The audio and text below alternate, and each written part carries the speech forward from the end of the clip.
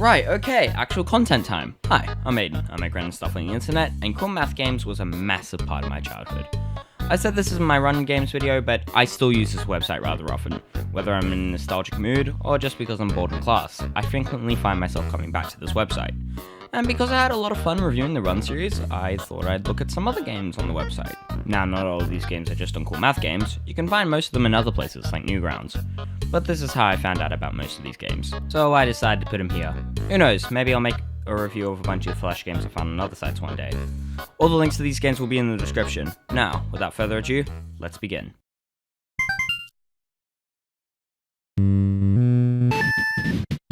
Just One Boss is a game I discovered pretty recently. Hell, it was the inspiration for this entire video. Made by Bridges Dev, you have to defeat, well, just one boss. Nothing more, nothing less. And it's pretty fun, although very short. I beat it in only 7 minutes. You play as this little blue blob on a 5x8 grid and have to fight a mirror magician, doing damage to him by stepping on these rainbow target tiles when they appear. While he attacks you with playing cards, roses growing out of the ground, coins which prevent you from moving to the tile it's on, splitting you in two so you have to control 2 characters, shooting a laser from his face, and then splitting himself in 2 so he can do all of that twice. It can actually get pretty intense at points, especially when you get yourself trapped behind a coin and something's coming right for you. Oh god, oh fuck.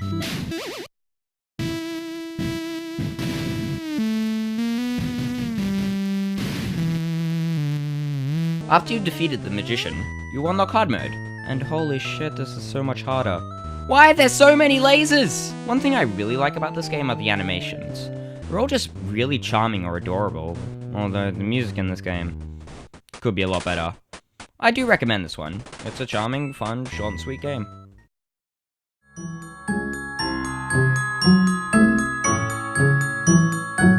Fireboy and Water Girl is a series that has 5 games. I've already delayed this video enough, so I only played the first one. Fireboy and Water Girl in the Forest Temple.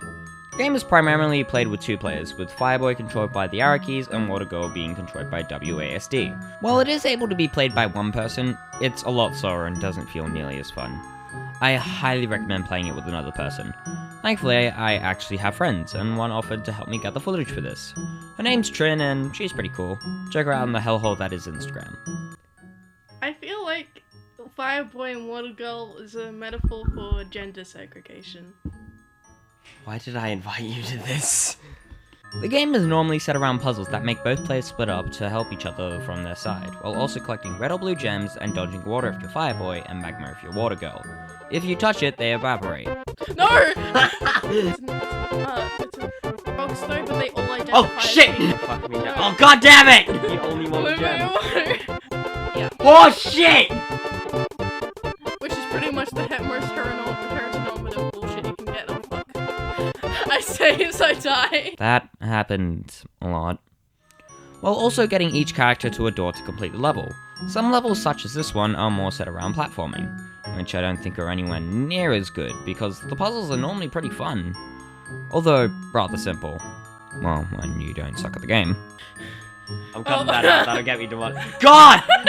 We have done this so many times! Stop pushing the block! I can't, whoa. I also want to mention the music. It's nothing special, but it's very relaxing and fits with the game nicely. Recommend this one. It's by far the best 2-player Flash game I've ever played. Well, would you look at that? Another 2-player game. Although this one is a lot easier to play with one person, because instead of both characters having to be at the door to complete the level, once one character makes it, the other character is left alone. And that works because this game is more about platforming than puzzle solving. Still, I recommend playing this with another person to get the best experience. Both characters each have a platform that they can stand on or be blocked by, and instead of the characters dying when they touch the other platform, they go through it. So you still have the chance to save yourself with a double jump. I really like this. Also, the characters can stand on each other's heads, which leads to some pretty nice bits of level design. While I don't think this game's as good as Fireboy and Water Girl, I still give it my recommendation.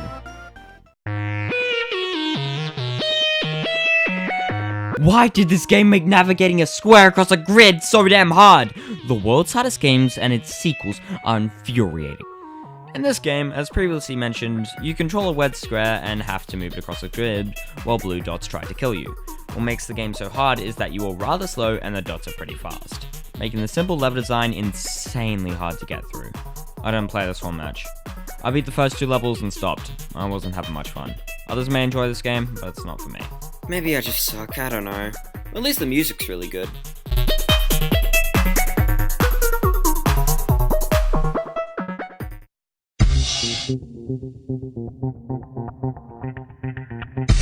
"60-Second Burg Run" is a platformer where you have to reach a burger place before it closes in 60 seconds.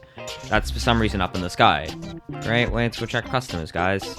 You play as this fat ass who is somehow able to move at the speed of Sonic the Hedgehog. The game is pretty damn short, having only 8 stages, although that should be obvious because you only have 60 seconds to make it there. My favorite thing about this game is the level design. It's done in some pretty cool ways. My favorite bit being when you have to move your fat ass along as he falls down on the bricks, having to move along to avoid the spikes. The game overall is pretty easy. The challenge comes from the timer, because every time you screw up, that's valuable time lost. I recommend this one. It's more of a game you play one time and then forget about, but I find it pretty fun. Also, it's got, like, the greatest death sound ever.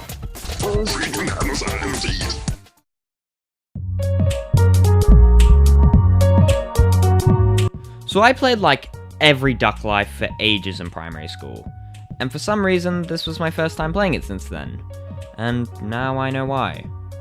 Don't kill me, but I found this game pretty boring. I played Duck Life 3 Evolution for this one because I remember playing this one the most for some reason. You start off by picking between 4 eggs: strength, athletic, flying, or swimming. After doing so, you have to start training your duck to race, and you level up all the previously mentioned stats, with another stat added on for its energy during races. And this kinda reminds you of the Chow Garden from the Sonic Adventure games. Except you level up your duck by playing minigames instead of collecting vials from other levels. And unlike the levels, the minigames aren't exactly fun. In the running minigame, you have to click the screen to jump and avoid obstacles and collect coins. This one I found by far the worst. The jump feels incredibly weird and you have no control over the duck after you do jump. It's really frustrating. In the climbing one, you just have to switch between walls, and from what I can tell, you don't get faster, so it's pretty easy to see what's coming for you. And even if you get stuck, you have like a solid 2 seconds to switch walls before you die, so I found this one pretty boring. The swimming minigame is the only one I found even a little bit fun. You have to dodge obstacles by jumping out or diving into the water. You have a fair amount of control over your duck, so I could actually do things like move backwards or go further when I jumped. But overall, still pretty boring. Finally, there's flying. It's just a much worse version of Learn to Fly. After you've gotten your duck to what you feel is a high enough level, you can send it to a race. This really reminded me of the Chow races from Sonic Adventure 2, because you have almost no involvement and you just have to hope you win. Now keep in mind I only played the 3rd one, maybe the sequels are better, I don't know. And I really do get why people enjoyed these types of games. I just couldn't get into this one.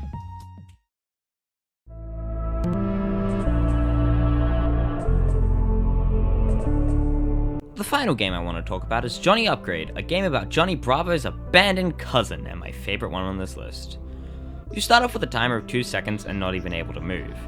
And after you die, you're sent to the upgrade shop, of which there are 5 things you can upgrade. Speed, which you can upgrade 10 times, jump power, which you can also upgrade 10 times, time limit, which you can upgrade 24 times, energy, which you can upgrade 5 times, and a multiplier, which you can upgrade 10 times. You can also unlock a double jump, and once you get a gun, you can upgrade it to get more power and ammo. The goal of the game is to get to the end and fight a boss while collecting coins and to get as many upgrades as necessary. Although the hit detection can sometimes be a bit wonky, and starting out is pretty frustrating, I really like this game. I found the gameplay look fun, and getting further in the level after upgrading very satisfying. My only complaint is that it's a bit too short, but I've replayed this game so many times that I personally don't care. If you're gonna check out any of the games on this list, please let it be this one. And that's all the games I want to talk about. I really enjoyed taking this trip down memory lane. Well, it's not really a trip down memory lane because I play these games at least somewhat often, but you know what I mean. I'm sorry this and all my videos really are so short. I've been getting rather stressed lately and more personal issues have been getting to me. I have an Aiden, and have a good one.